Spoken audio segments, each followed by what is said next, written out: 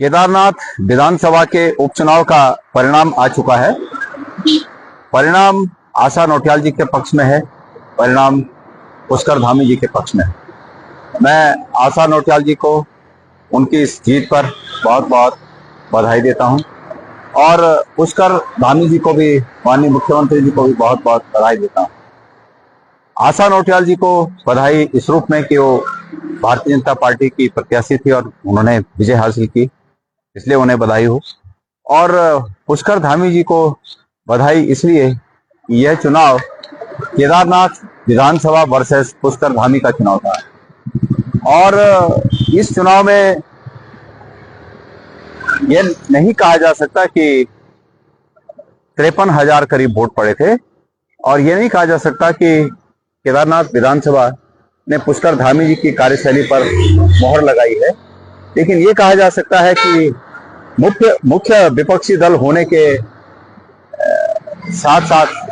हम इस बात को नहीं संभाल पाए कि जो सरकार की नीतियों के खिलाफ जो मत थे, उन 33,000 मतों को हम एकजुट रख पाए। लिहाजा ये हमारी कमी है कि हम उन 33,000 वोटों को अपने पक्ष में नहीं रख पाए और इस 53,000 के वोट में हम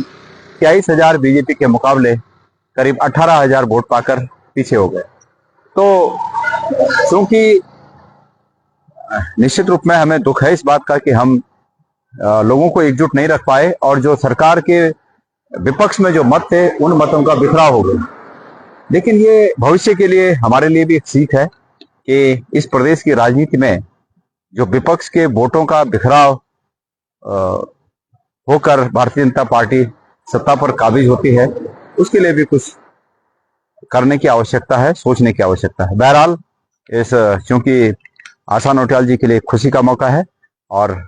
हम पुनः उन्हें बधाई देते हैं, पुष्कर धामी जी को भी बधाई देते हैं और उम्मीद करते हैं कि केदारनाथ में जनमानस ने जिन मुद्दों पर वोट दिया है, उन मुद्दों के संदेश को समझते हुए प्रदेश की सरकार अपने जो उनकी कार्य करने की शैली है, उस शैली में बदलाव लाएगी और वो बदलाव दिखेगा भी। धन्यवाद।